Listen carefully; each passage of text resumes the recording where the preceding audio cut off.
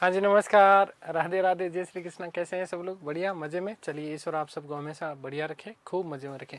दोस्तों, हम बात कर रहे थे खिलजी वंश की, और इसी खिलजी वंश के संदर्भ में हमने प्रशासक पढ़े, फिर अलाउद्दीन खिलजी के बारे में हमने थोड़ा सा विस्तार पूर्वक पढ़ा, और साथ ही साथ अलाउद्दीन खिलजी का किस प्रकार का प्रशासन था, क्या क्या उसने परिवर्तन किए, किस प्रकार से उसने बाजार नियंत्रण प्रणाली लागू की, ये सारी की सारी चर्चाएं हम हमारी पिछली कक्षा में कर चुके हैं। आज जो हम विशेष बात करने वाले हैं वो बात करने वाले हैं, एक तो खिलजी ने कौन कौन से निर्माण कार्य किए उसके बारे में चर्चा करेंगे। साथ ही साथ हम लोग बात करेंगे तुगलक वंश की भी, ठीक है। और साथ ही साथ उससे पहले हम लोग पढ़ेंगे खिलजी वंश के अंतिम शासक मुबारक शाह खिलजी के बारे में, क्या क्या चीज़ें हुई, किस प्रकार से चीज़ें हुई। तो बहुत आराम से मस्ती से पढ़िएगा। अलाउद्दीन खिलजी के निर्माण कार्य,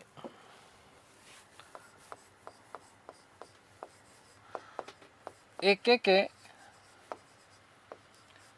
निर्माण कार्य,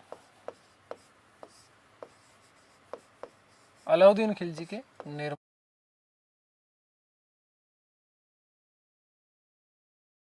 आपसे यही पूछा जाएगा कि अलाउद्दीन खिलजी का मकबरा कहाँ पर बना हुआ, तो याद रखना कि मेहरौली, कहाँ पर? मेहरौली में बना हुआ। मेहरौली बोले तो दिल्ली, मेहरौली, ठीक है। कहाँ पर? दिल्ली में। और वहाँ मेहरौली में कहाँ? तो कुतुब कॉम्प्लेक्स में। कहाँ पर? कुतुब कॉम्प्लेक्स में। सीधे सीधे हम मकबरा ही बनवा रहे हैं, तो कई लोगों के दिमाग में ये भी आ रहा होगा कि गुरुजी ये मरा कब था। तो ध्यान रखना कि अलाउद्दीन खिलजी की मृत्यु वस्तुतः 2 जनवरी 1316 ईस्वी को होती है। इसका जो सबसे खास जो व्यक्ति था, मलिक काफूर।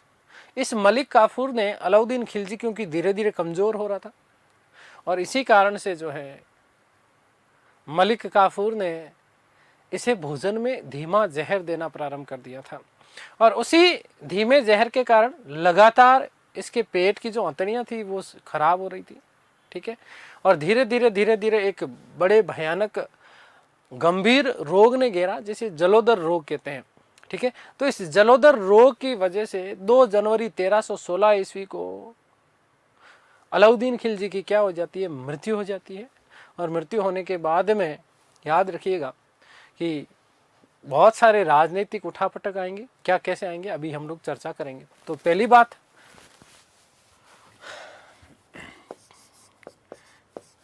एके का मकबरा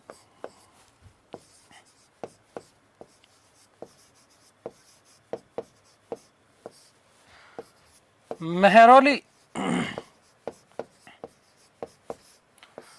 कुतुब कॉम्प्लेक्स,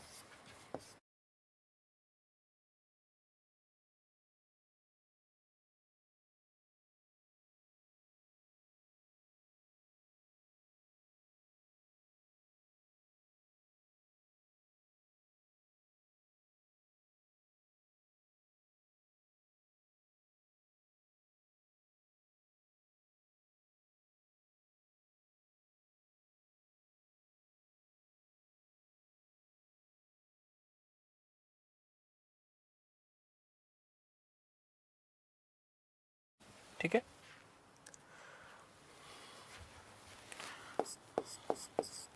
नोट कि एके की मृत्यु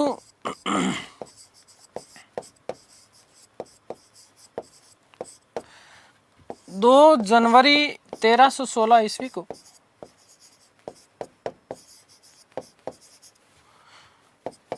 जलोधर नामक रोग से,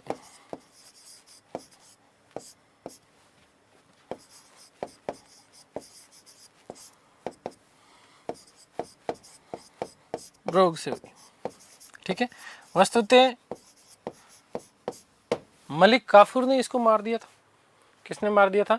मलिक काफूर ने इसको क्या कर दिया था? मार दिया था। धीमा जहर दिया करता था भोजन में, और धीरे धीरे करके इसकी क्या हो गई थी? मृत्यु हो गई। एक दिल्ली का Siri Fort, number 2, number 1, number 2, Delhi का सीरी फोर्ट, ठीक है। सीरी किला, ठीक है ना। फोर्ट बोले थे क्या? किला। और इसी किले का निर्माण करवाया था किसने?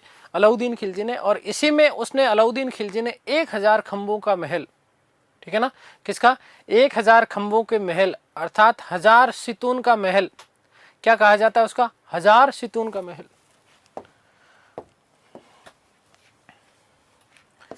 इस किले में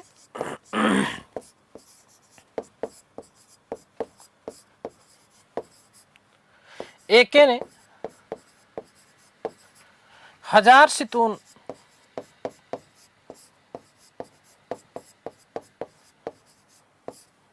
मतलब 1000 खंभों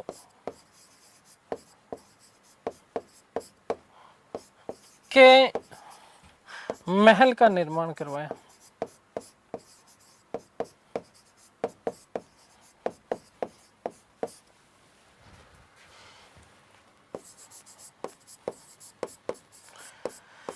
ठीक है, तो ये दो चीजें हो गई, ठीक है।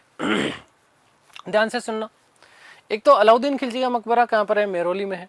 दूसरा, दिल्ली सीरी फोर्ट का निर्माण किसने करवाया, अलाउद्दीन खिलजी ने करवाया। यहीं पर 1000 सितून अर्थात 1000 खंभों का महल का निर्माण करवाया गया था, किसके द्वारा, शेरशाह सूरी के द्वारा। एक बेटा याद रखिएगा विशेष रूप से कि एक 1000 खंभों के महल का निर्माण काकतीय वंश के शासक थे, ठीक है, जिसके बारे में हम लोग पढ़ चुके, रुद्रदेव सेकंड, ठीक है। इस रुद्रदेव सेकंड ने वारंगल तेलंगाना में 1163 ईस्वी में, कब, 1163 ईस्वी में जो है वहां पर भी क्या बनाया था, 1000 खंभों के महल का निर्माण करवाया था। खैर, ये तो मैंने आपको बता दी। एक विशेष सबसे महत्वपूर्ण बात क्या, अलाई दरवाजा, क्या चीज, अलाई दरवाजे का निर्माण किसके द्वारा करवाया गया, अलाउद्दीन खिलजी के द्वारा। अलाई से अलाउद्दीन याद रखना, ठीक है। इस अलाई दरवाजे को क्या कहा जाता है, झरोखा दृश्य भी कहा जाता है। क्या कहा जाता है, झरोखा दृश्य। लाल बलुआ पत्थर से निर्मित है, बहुत सुंदर इमारत है, भव्य इमारत है, ठीक है। कुव्वत उल इस्लाम मस्जिद जिसके बारे में हमने जिक्र किया था, उस कुव्वत उल इस्लाम मस्जिद का दक्षिणी प्रवेश द्वार है अलाई दरवाजा। इसका निर्माण वस्तुतः अलाउद्दीन खिलजी ने अपनी मृत्यु से कुछ समय पहले ही, मतलब 5 साल पहले, ठीक है ना, 1311 ईस्वी में करवाया था। अलाई दरवाजे का जो गुंबद है वो भारत में तुर्की स्थापत्य कला के निर्माण का प्रारंभिक नमूना माना जाता है। उसका जो गुंबद बनाया गया था वो तुर्की स्थापत्य कला से निर्मित है, ठीक है, और ये भारत में इसका प्रारंभिक नमूना माना जाता है तुर्की स्थापत्य कला का।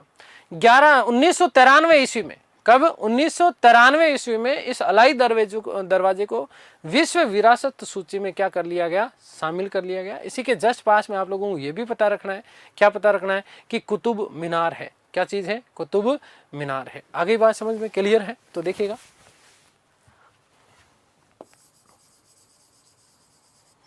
अलाई दरवाजा, अलाई दरवाजा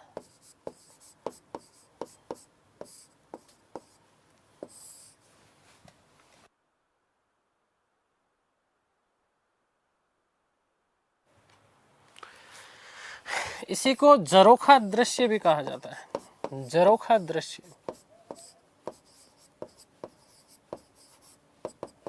ठीक है,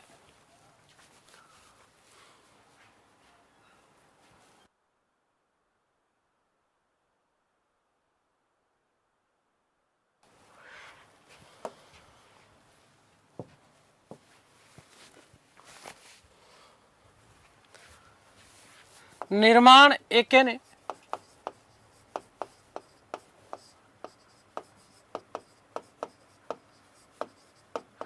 1311 ईस्वी में करवाया।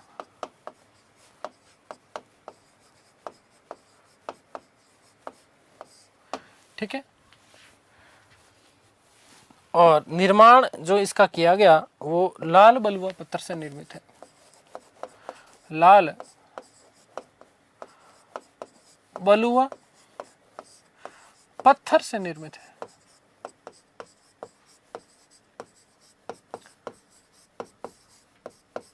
ठीक है, आगे बात समझ क्लियर है। अगली बात कि कुव्वत उल इस्लाम,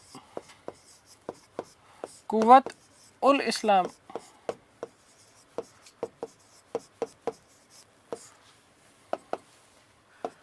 मस्जिद का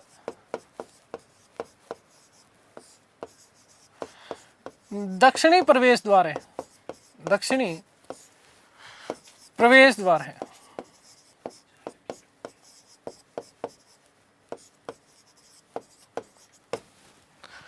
ध्यान रखिएगा, मोस्ट इंपॉर्टेंट, कि अलाई दरवाजे का गुंबद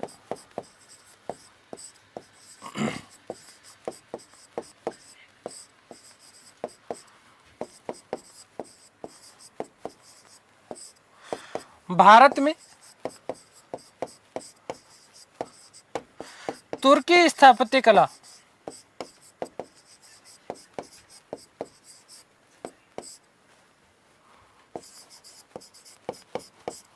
में निर्मित प्रारंभिक गुंबद माना जाता है।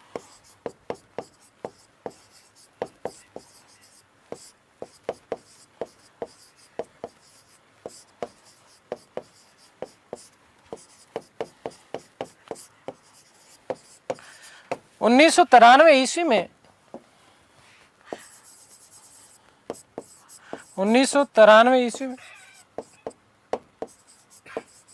इसे विश्व विरासत सूची में, विश्व विरासत सूची में शामिल कर लिया गया। सूची में शामिल कर लिया गया।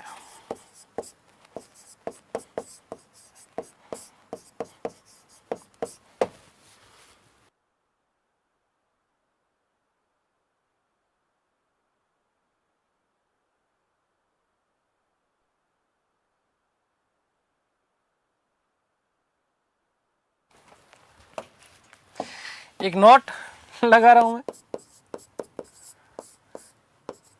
कि एके ने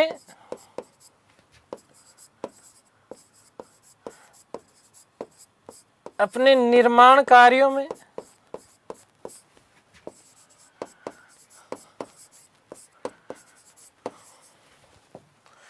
अरबेस्क शैली, अरबेस्क शैली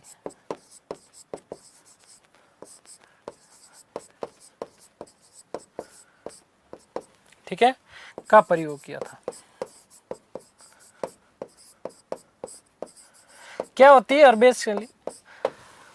तो समझो, अरबेस्क शैली का मतलब होता है हिंदू और जो मुस्लिम स्थापत्य कला है, इस दोनों का मिश्रण जो होता है वो आपका क्या कहलाता है? अरबेस्क शैली होती है। क्या होती है? अरबेस्क शैली होती है। ध्यान रखना, जॉन मार्शल ने क्या बात कही इस अलाई दरवाजे के लिए? उन्होंने कहा कि अलाई दरवाजा इस्लामी स्थापत्य कला के खजाने का सबसे सुंदर हीरा या मोती है। ये बात किसने कही थी? जॉन मार्शल ने कही। किसने? John Marshall. देखो, सीरी फोर्ट का निर्माण किसने करवाया था? याद रखना, अलाउद्दीन खिलजी ने करवाया। अलाउद्दीन खिलजी ने एक अलाई दरवाजे का निर्माण करवाया। किसका? अलाई दरवाजे का। साथ ही साथ आपको क्या याद रखना है कि इसका खुद का जो मकबरा है वो कहाँ पर है? कुतुब कॉम्प्लेक्स में है। ठीक है, मेहरौली, ठीक है, दिल्ली में है। आगे बात समझ में क्लियर है? अरबेस्क शैली का प्रयोग किया गया। तो अरबेस्क शैली का मतलब क्या होता है? अरबेस्क शैली का मतलब होता है हिंदू प्लस मुस्लिम स्थापत्य, हिंदू प्लस मुस्लिम स्थापत्य शैली का मिश्रण, शैली का मिश्रण।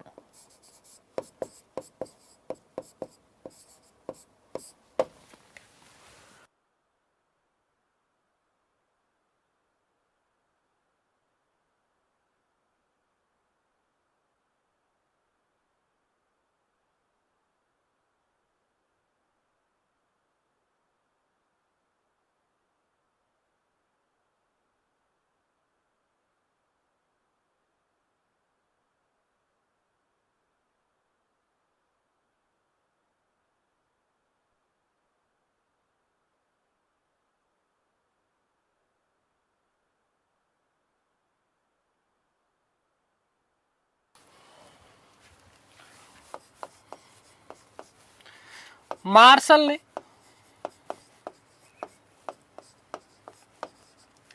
अलाई दरवाजे को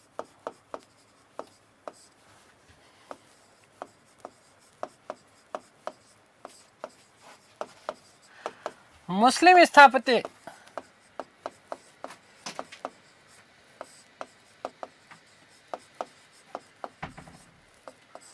कला का सबसे सुंदर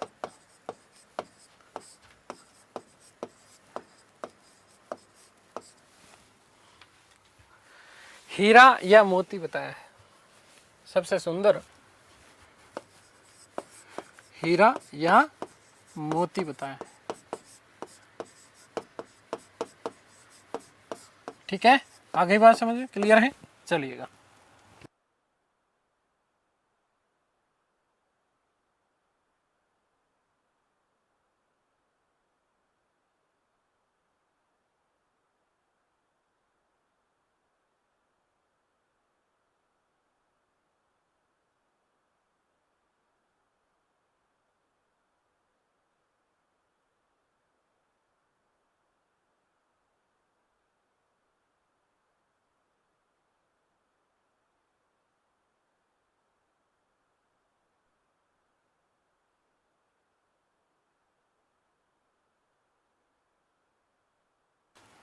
ठीक है, तो ये इन चीज़ों का विशेष रूप से आपको ध्यान रखना है। हमने बात कर ली अलाउद्दीन खिलजी ने कौन कौन से निर्माण कार्य करवाए। अब देखो ध्यान से सुनना, कुछ अन्य महत्वपूर्ण तथ्यों की हम लोग बात करेंगे। उस अन्य महत्वपूर्ण तथ्य में पहली चीज़ तो ये कि अलाउद्दीन खिलजी वेश्यावृत्ति के ऊपर रोक लगाने वाला दिल्ली सल्तनत का प्रथम सुल्तान था, जिसने वेश्यावृत्ति, प्रोस्टिट्यूशंस जो होता था उसके ऊपर उसने क्या लगा दी थी, रोक लगा दी। काफूर ने अलाउद्दीन खिलजी को मारा और अलाउद्दीन खिलजी को मारने के बाद में पूरे परिवार को मार दिया, पूरे परिवार को मार दिया। अलाउद्दीन खिलजी का पुत्र जिसका नाम मुबारक शाह खिलजी, इस मुबारक शाह खिलजी को उसने बंदी बना लिया और बंदी बनाने के बाद में एक का एक और पुत्र था, पांचवां पुत्र जिसका नाम था शिहाबुद्दीन उमर। इस शिहाबुद्दीन उमर को मलिक काफूर ने जो है क्या बना दिया, सुल्तान बना दिया। बड़ी खतरनाक बात हो गई। अब मुबारक ने, क्योंकि अंदर अंदर कुंठित हो रहा था मुबारक, तो इसलिए मुबारक ने क्या करा, जब मुबारक जेल में ही था उसी समय उसने षड्यंत्र रचा और षड्यंत्र रच करके जेल में रहने के दौरान ही उसने मुबारक ने मलिक काफूर और शिहाबुद्दीन उमर दोनों को ही मरवा दिया। शिहाबुद्दीन उमर दोनों को ही उसने क्या करवा दिया, मरवा दिया। आगे की सुनो।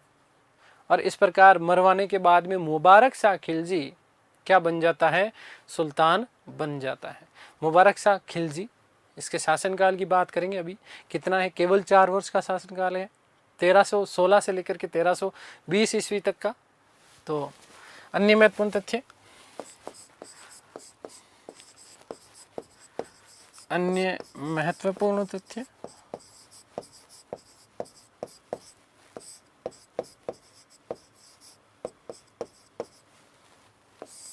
देखो कि एके ने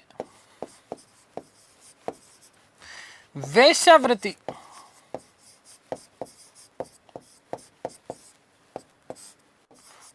पर रोक लगाई।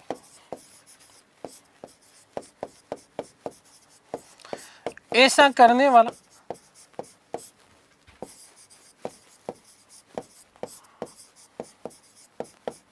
वह प्रथम सुल्तान था।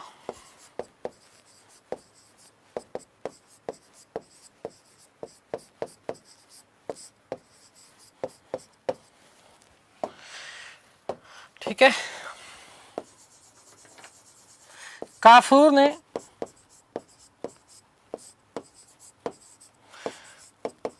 एक एक को मारने के बाद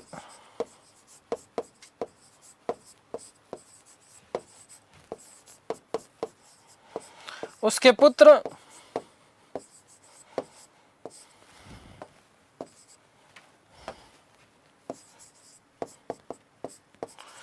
मुबारक शाह को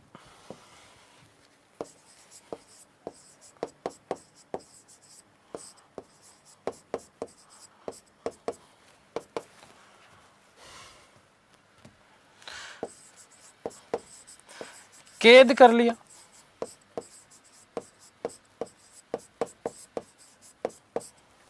तथा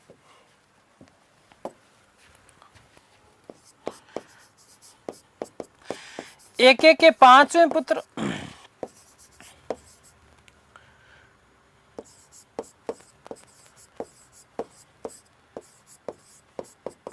शिहाबुद्दीन उमर को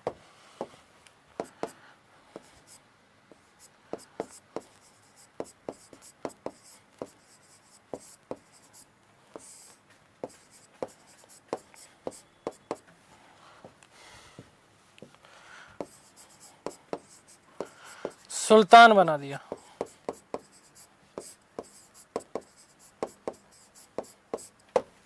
ठीक है, मुबारक ने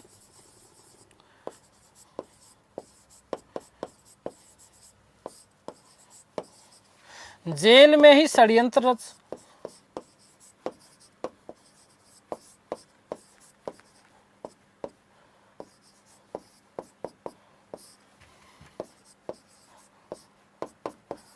काफूर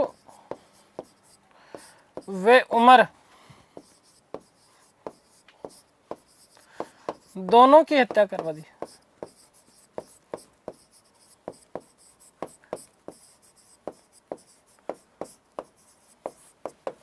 तथा स्वयं सुल्तान बना।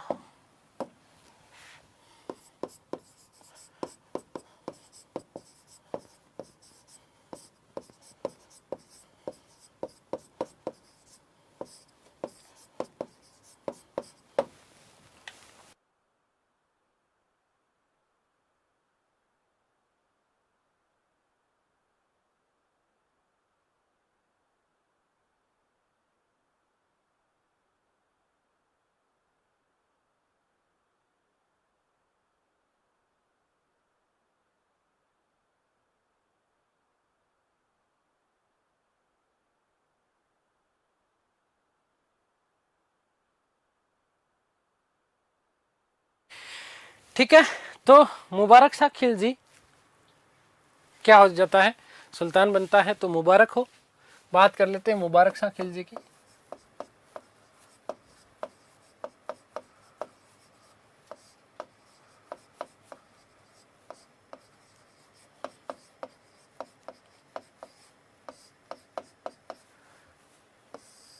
मुबारक शाह खिलजी का शासनकाल का समय है 1316 ईस्वी से लेकर के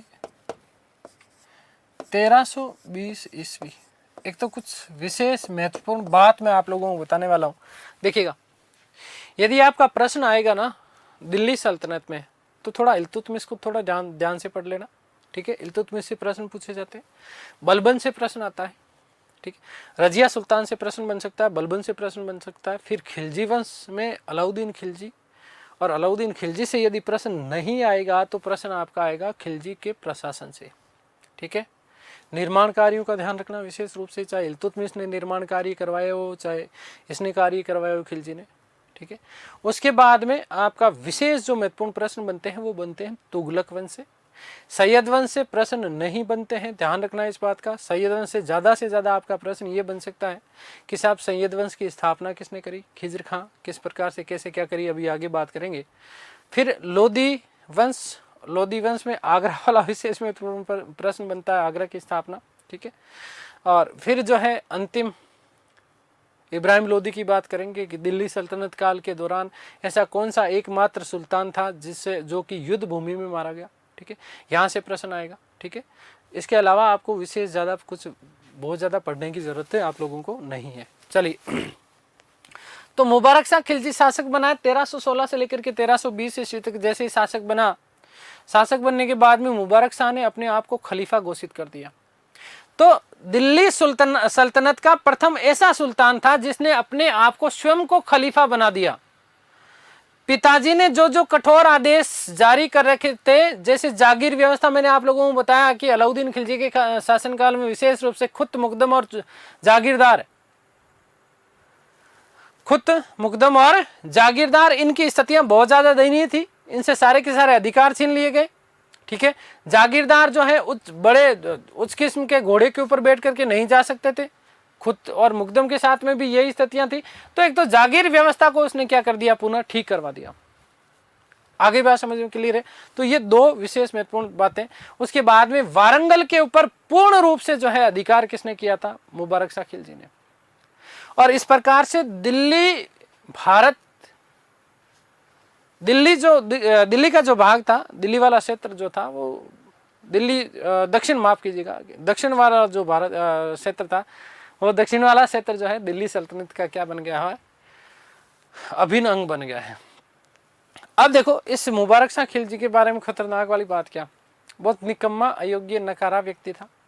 कभी कभी ये शराब पीता था खूब ड्रम भर भर के, है ना, और बहुत ज्यादा जब शराब पी लेता था तो बर्नी ने एक बात लिखी इसके लिए कि मुबारक शाह खिलजी जब नशे में बिल्कुल चूर हो तो क्या करता था? नंगा हो जाता था, और नंगा होने के बाद में दरबार में आ जाता था, दौड़ लगाता था, है ना, फुर्र करके। और साथ ही साथ कई बार जो है काला कत्ता की तरह से स्त्रियों वाले वस्त्र भी वो क्या कर लेता था? धारण कर लेता था। तो देखिएगा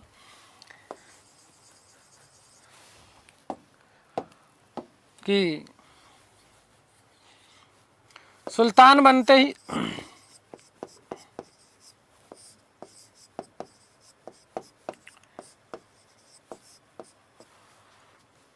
पिता के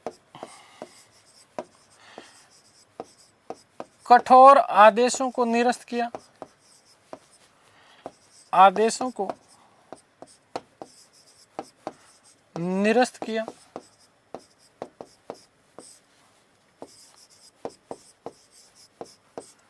तथा अपने आप को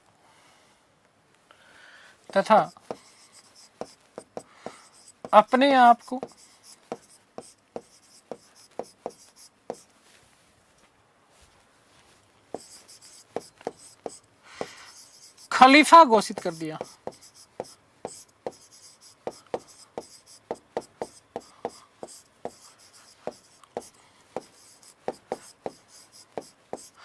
ध्यान रखना बेटा कि ऐसा करने वाला प्रथम सुल्तान था। ऐसा करने वाला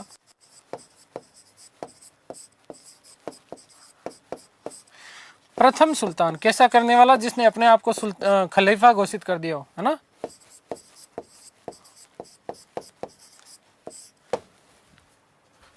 अगली बात, बर्नी के अनुसार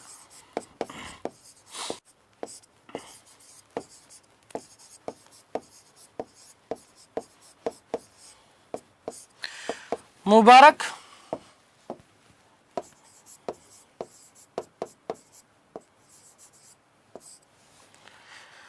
शराब के नशे में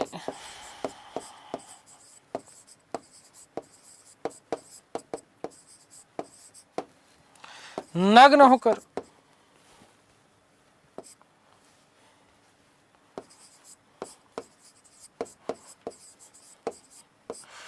दरबार में आ जाया करता था।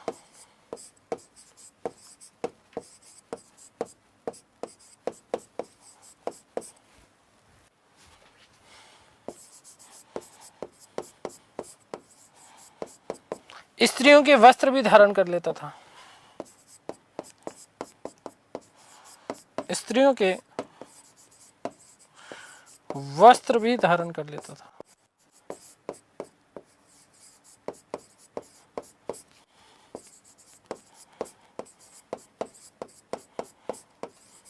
ठीक है।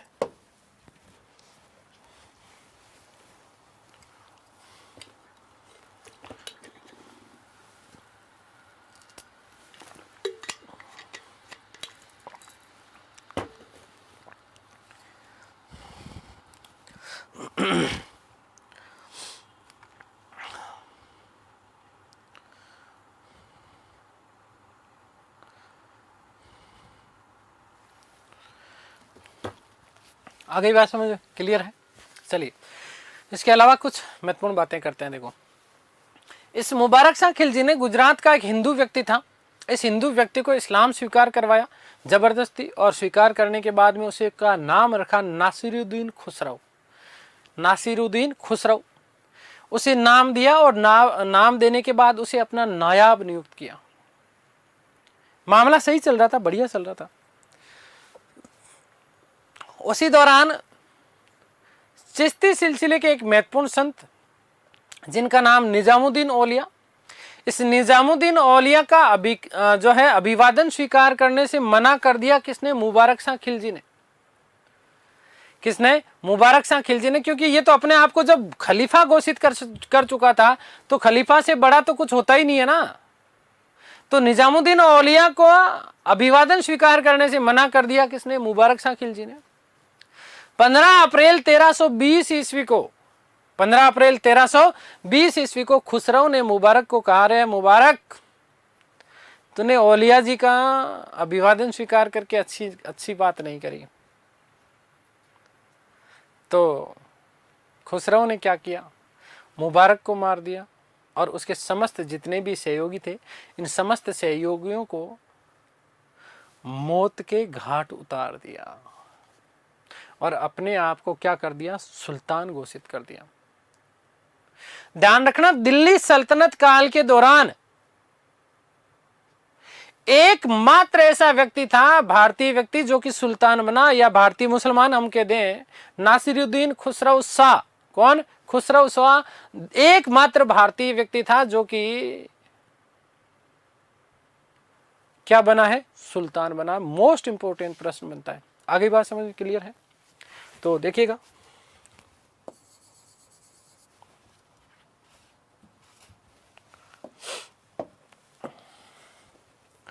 कि मुबारक ने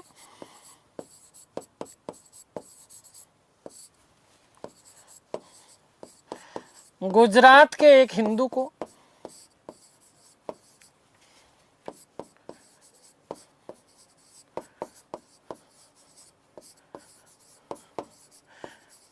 इस्लाम स्वीकार करवा,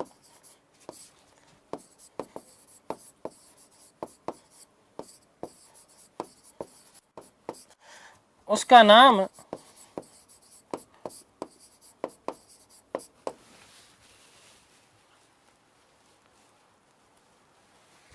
नासिरुद्दीन खुसरो शाह रखा। नासिरुद्दीन खुसरो शाह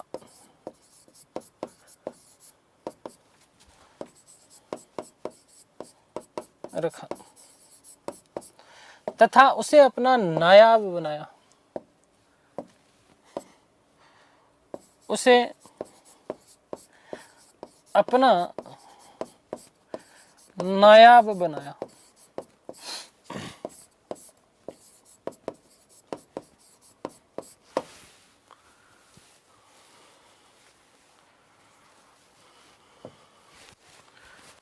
मुबारक शाह खिलजी ने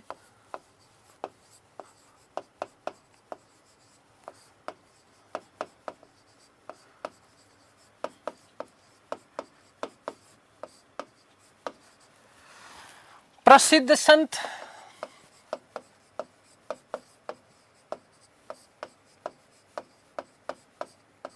निजामुद्दीन औलिया का अभिवादन स्वीकार करने से मना कर दिया।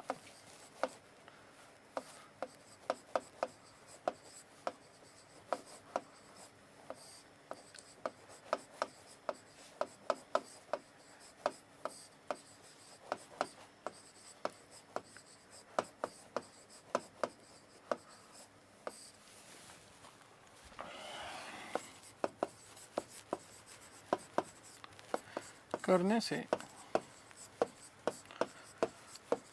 मना कर दिया।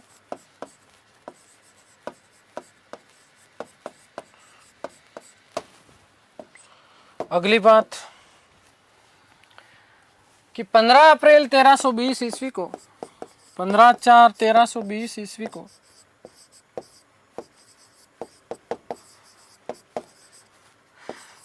खुसरो ने मुबारक व उसके समस्त सहयोगियों की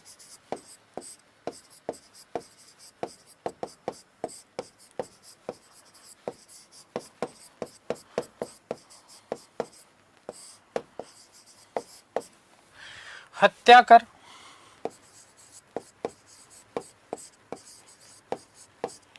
स्वयं सुल्तान बना।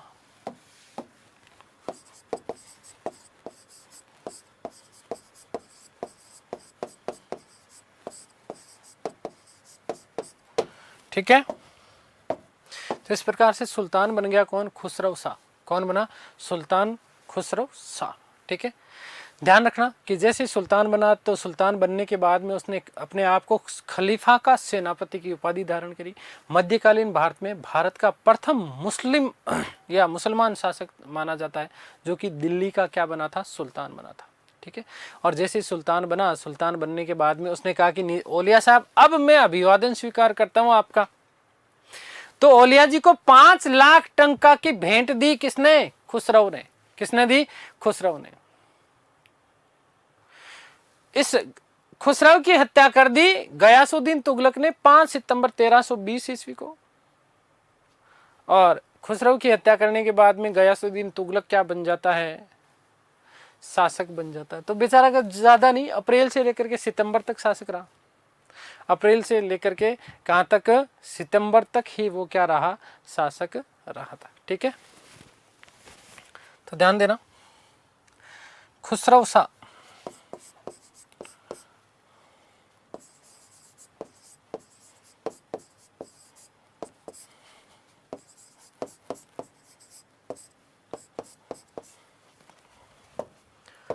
ध्यान देना कि सुल्तान बनने के बाद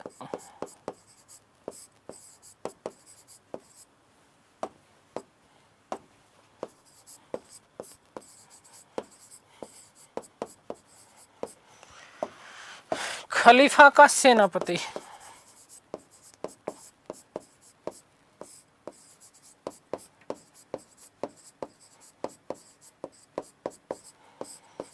की उपाधि धारण की।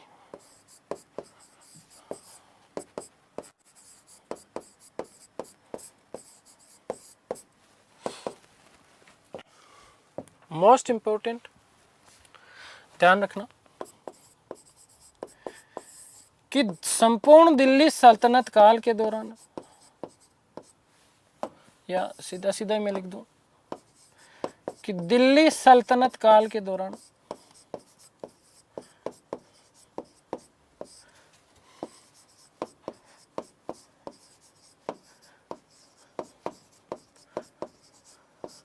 सुल्तान बनने वाला प्रथम सुल्तान बनने वाला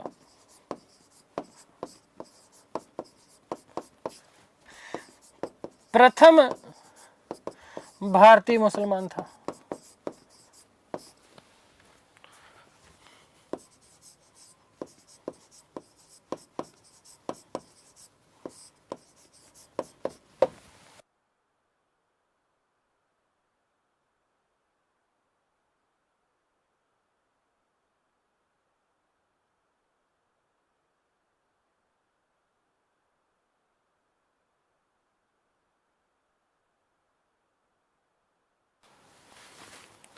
तो इसका मतलब क्या है कि प्रथम भारतीय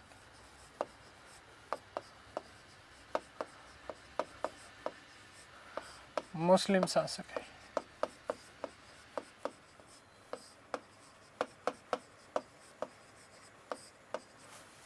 ठीक है, दिल्ली सल्तनत, दिल्ली सल्तनत।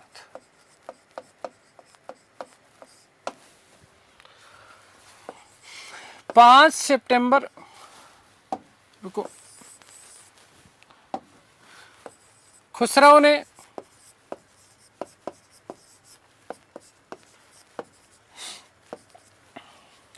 निजामुद्दीन औलिया को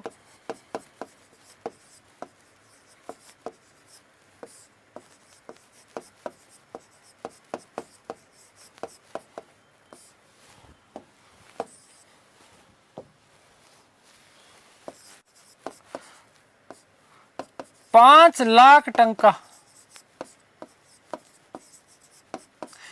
भेंट दी। और लास्ट लाइन कि 5 सितंबर 1320 ईस्वी को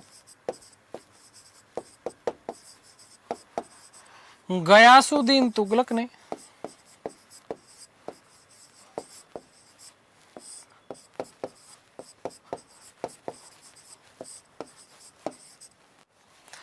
खुसरो की हत्या कर दी।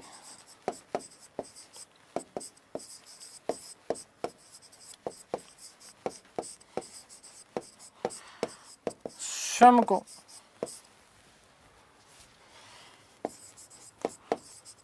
सुल्तान घोषित कर दिया।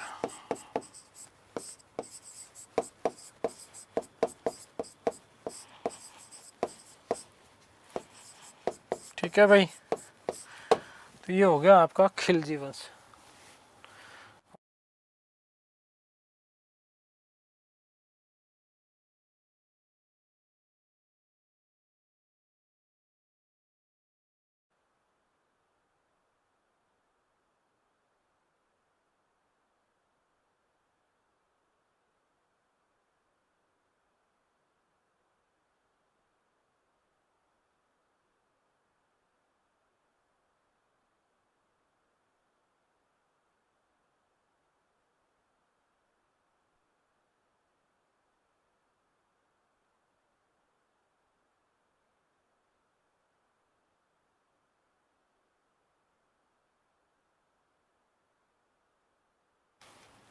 ठीक है, आगे बात समझ में। तो अगला जो हम राजवंश पढ़ने वाले हैं वो वंश पढ़ने वाले हैं तुगलक वंश। कौन सा? तुगलक वंश।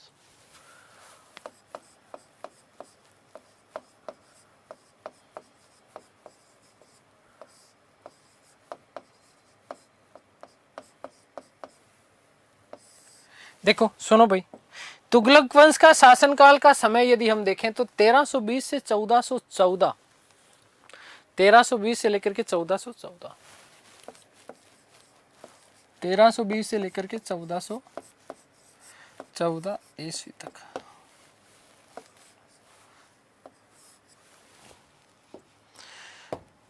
ठीक है, आगे बात समझ में क्लियर है।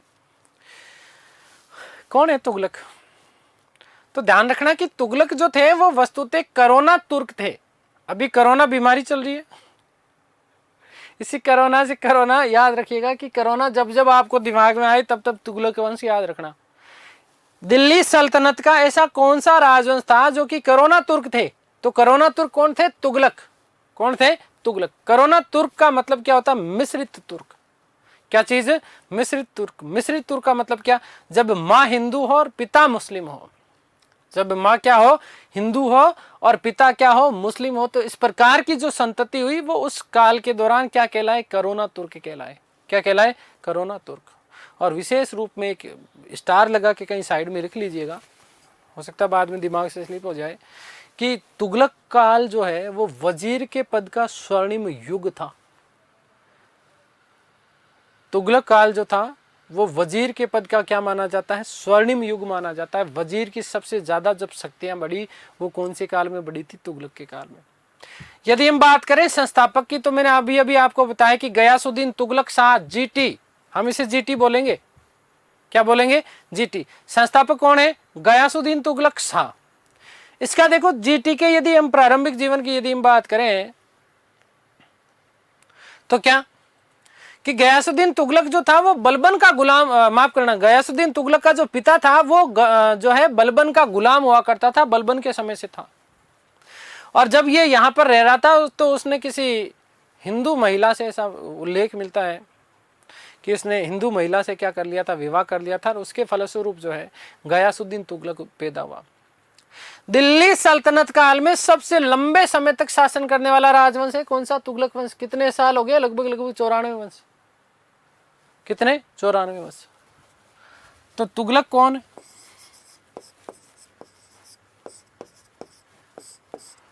तो कोरोना तुर्क, तुर्क थे।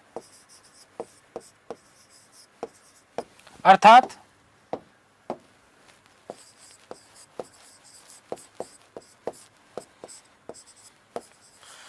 माता तो हिंदू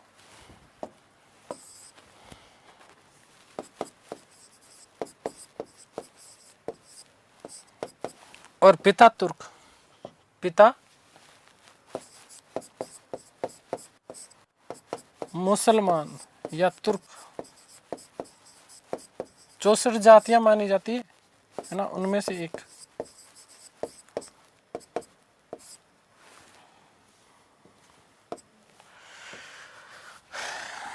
संस्थापक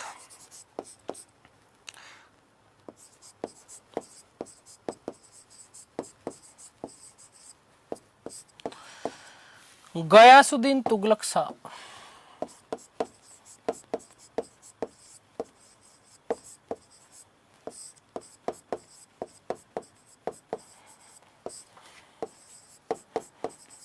ठीक है, मैं बोलूंगा जीटी, ठीक है ना। जब जब अब जीटी का नाम लिखूं तो इसका मतलब समझ जाना क्या, कि गयासुद्दीन तुगलक लिखा है सर ने। क्या लिखा है? गयासुद्दीन तुगलक। दिल्ली सल्तनत काल में, दिल्ली सल्तनत काल में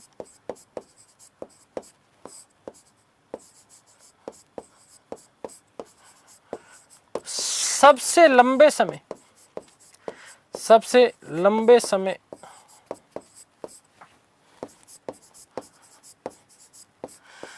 तक शासन करने वाला राजवंश कितने? 94 वर्ष।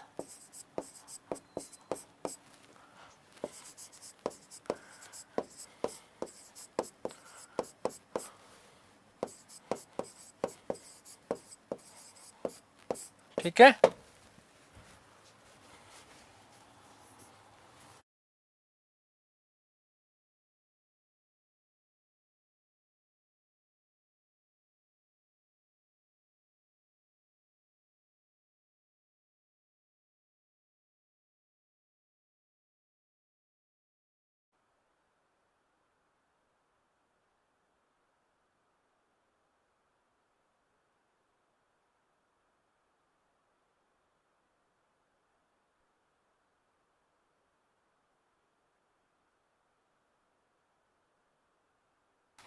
ठीक है। आगे बात समझ। संस्थापक कौन है? गयासुद्दीन तुगलक शाह है।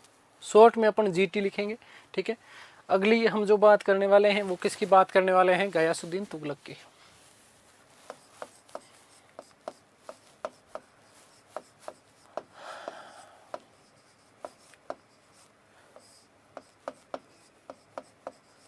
गयासुद्दीन तुगलक के यदि हम शासनकाल के समय की बात करें ना, तो शासनकाल का समय ज्यादा नहीं है, केवल 5 वर्ष का शासनकाल का समय है।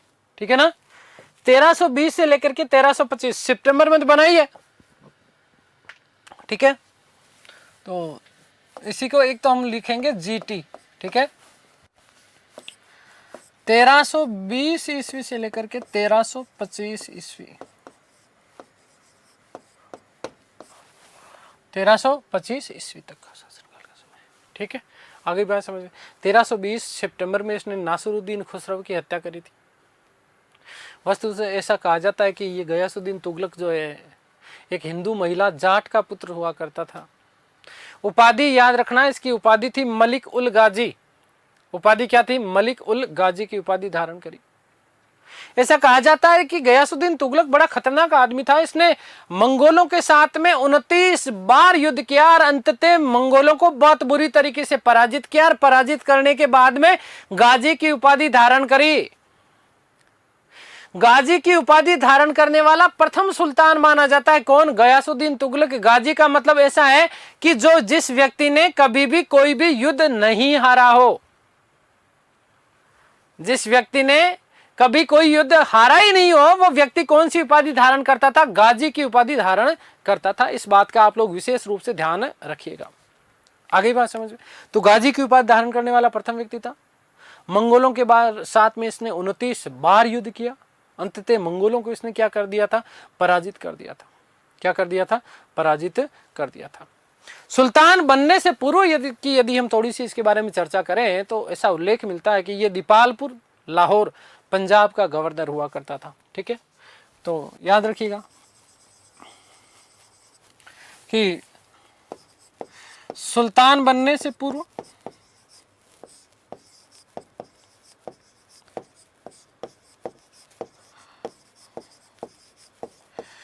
दीपालपुर लाहौर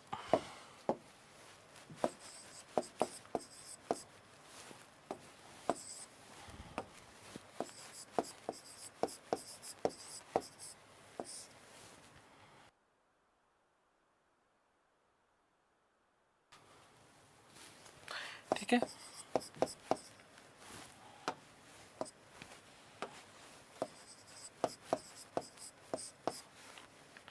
ठीक है, का गवर्नर था।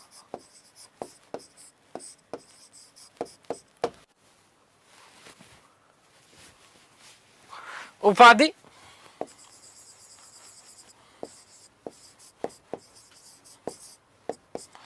मलिक उल गाजी।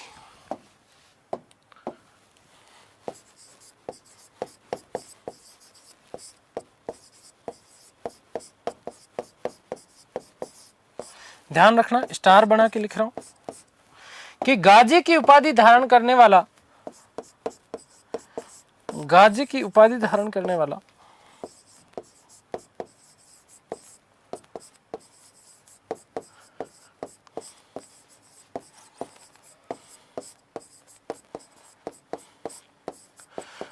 प्रथम सुल्तान था।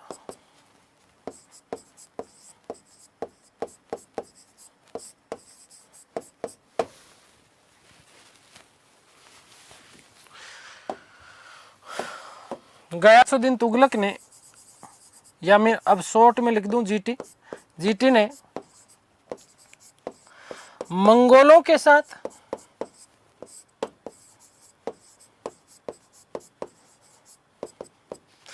29 बार युद्ध किया।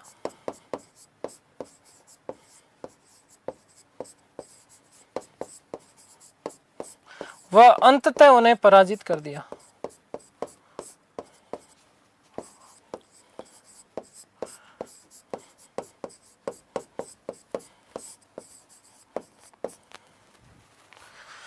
गाजी की उपाधि धारण की।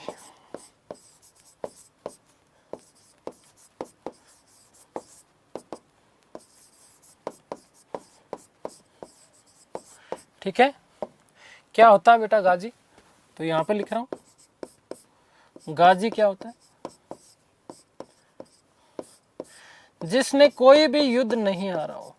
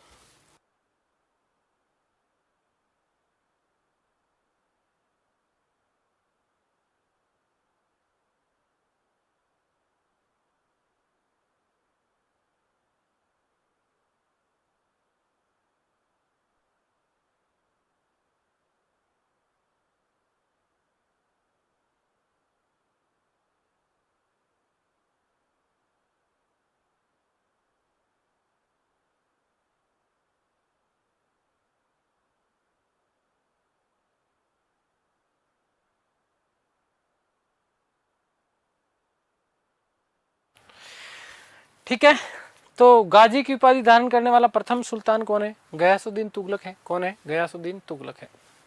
देखो ध्यान से सुनना, अब कुछ बात करेंगे गयासुद्दीन तुगलक के अभियानों की। ठीक है, सबसे पहले गयासुद्दीन तुगलक दक्षिण भारत की तरफ देखता है। दक्षिण भारत की तरफ देखे तो 1322 में इसने दक्षिण भारत के अभियान प्रारंभ किए। इन दक्षिण भारत के अभियानों में उसने अपना जो सेनापति नियुक्त किया था वो जो है उसका पुत्र, जिसका नाम था जोना खां। यही जोना खां आगे चल करके मोहम्मद बिन तुगलक के नाम से विख्यात हुआ। ध्यान रखना, किस नाम से विख्यात हुआ? मोहम्मद बिन तुगलक के नाम से ये क्या हुआ? विख्यात हुआ। बात करें तो इस जोना खां ने वस्तुतः वारंगल और मदुरई को जीता। मदुरई के पांड्यों पर, जहां पर, ध्यान से सुनना अब यहां पर, कि मदुरई के पांड्यों के ऊपर जहां अलाउद्दीन खिलजी विजय प्राप्त नहीं कर पाया था, वहीं मोहम्मद बिन तुगलक ने गयासुद्दीन तुगलक के शासनकाल में पांड्यों के ऊपर क्या कर ली थी? विजय प्राप्त कर ली थी, और वारंगल और इस मदुरई को दिल्ली सल्तनत में मिलाने का कार्य किया गया। किसके शासनकाल में? गयासुद्दीन तुगलक के काल में। वारंगल को जीता। वारंगल में काकतीय वंश का शासन हुआ करता था, और जीतने के बाद में उसका नाम सुल्तानपुर रखा। ऐसा कहा जाता कि गयासुद्दीन तुगलक और उसके पुत्र जोना खां ने मिलकर के लगभग संपूर्ण दक्षिण भारत को जीत लिया था, और इसीलिए दिल्ली सल्तनत का क्षेत्रीय विस्तार सर्वाधिक किसके शासनकाल में? तुगलक काल में। लेकिन ध्यान रखना कि जहां विस्तार अधिक होगा वहां विद्रोह भी अलग होगा, विद्रोह भी ज्यादा होंगे। यस और नो? तो सबसे ज्यादा विद्रोह भी किसके शासनकाल में? तुगलक वंश के शासनकाल में। इसलिए दिल्ली सल्तनत कमजोर हुई। और ये दिल्ली सल्तनत का जो काल है ना, ये वस्तुतः अंत में हम बात करेंगे कि एक तरीके से तुगलक वंश का जो काल है, इस तुगलक वंश के काल में दिल्ली सल्तनत का पतन प्रारंभ हो गया। तो क्या क्या चीजें ध्यान रखना? एक तो सर्वाधिक क्षेत्रीय विस्तार कौन से वंश के काल में हुआ? तुगलक वंश के काल में।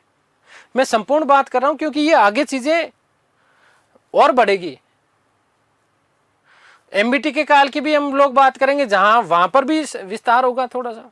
फिरोज शाह तुगलक के काल में भी हम लोग बात करेंगे, ठीक है? तो इस चीज का बेटा ध्यान रखना, मैं पूरे संपूर्ण तुगलक वंश की बात कर रहा हूं। सर्वाधिक क्षेत्रीय विस्तार तुगलक वंश के काल में, सर्वाधिक विद्रोह तुगलक वंश के काल में, और दिल्ली सल्तनत का पतन जो हुआ प्रारंभ, वो भी किसके काल में? तुगलक वंश के काल में हुआ था। आगे बात समझ में? 1324 ईस्वी में बंगाल और उड़ीसा के ऊपर विजय प्राप्त कर ली। गयासुद्दीन तुगलक का जो अंतिम अभियान माना जाता है वो बंगाल के विरुद्ध माना जाता है। अब यहां बंगाल में एक बलबन का पुत्र हुआ करता था जिसका नाम था बुगरा खां। क्या नाम था? बुगरा खां। इस बुगरा खां ने अपने आप को स्वतंत्र घोषित कर दिया। तुगलक को, गयासुद्दीन तुगलक को भयानक गुस्सा आया। जोना खां को कहा रहा नहीं तो रुक, मैं ही जाता हूं। स्वयं अभियान के ऊपर जाता है। अभियान के ऊपर जाने के बाद में इस बुगरा खां को वो पराजित करता है। पराजित करने के बाद में मार डालता है। कौन? गयासुद्दीन तुगलक। पिता की इतनी बड़ी विजय और इतनी बड़ी विजय पर बेटे का प्रश्न होना तो बनता ही है, बनता है या नहीं बनता? इसीलिए अब देखो यहां पर एक छोटी सी कहानी सुनाता हूं मैं आपको। क्या कहानी सुनाता हूं?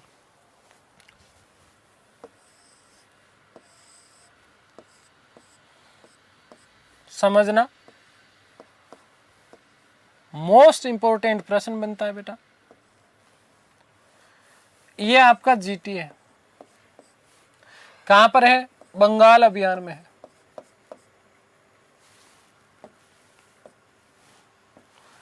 कहां है? बंगाल में है।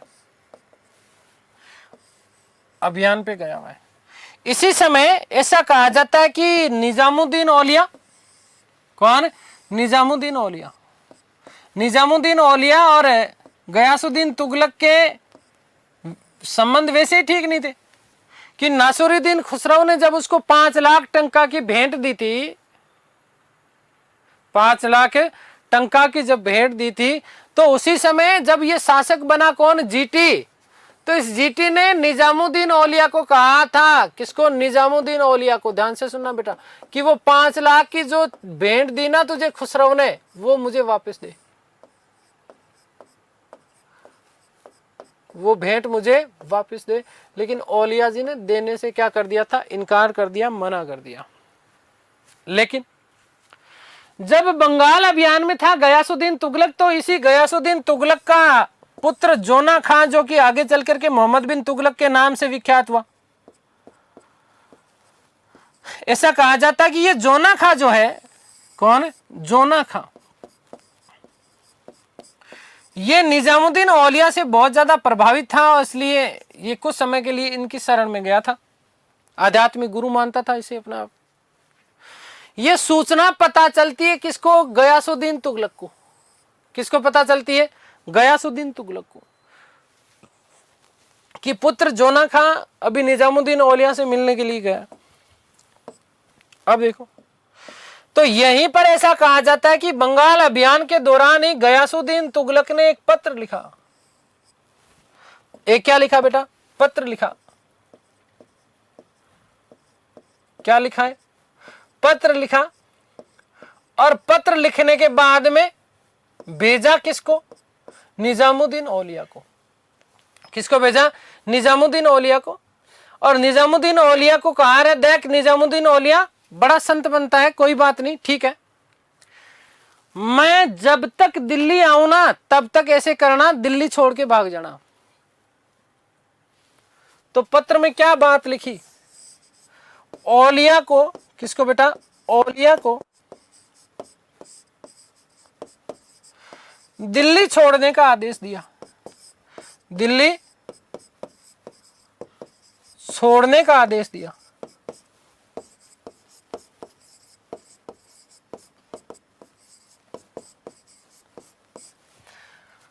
जब ये पत्र पढ़ा किसने? निजामुद्दीन औलिया ने। किसने पढ़ा? निजामुद्दीन औलिया ने। तो औलिया ने एक बात कही, औलिया ने जीटी को कहा। किसको कहा? जीटी को। क्या दिया? प्रत्युत्तर दिया। क्या दिया? प्रत्युत्तर दिया। प्रत्युत्तर में क्या कहा? हनूज दिल्ली दूरस्थ अस्ति। हुजूर दिल्ली अभी दूर है, पहले दिल्ली आओ तो सही। आप मेरे को दिल्ली छुड़ाने की बात कह रहे हो आप? पहले दिल्ली आओ तो सही, पहुंचो तो सही। दिल्ली पहुंचो तो सही। तो ये प्रत्युत्तर मिल गया है किसको? गयासुद्दीन तुगलक को। क्या कहा? हुनूज दिल्ली दूरस्थ अस्ति। दिल्ली दूरस्थ अस्ति।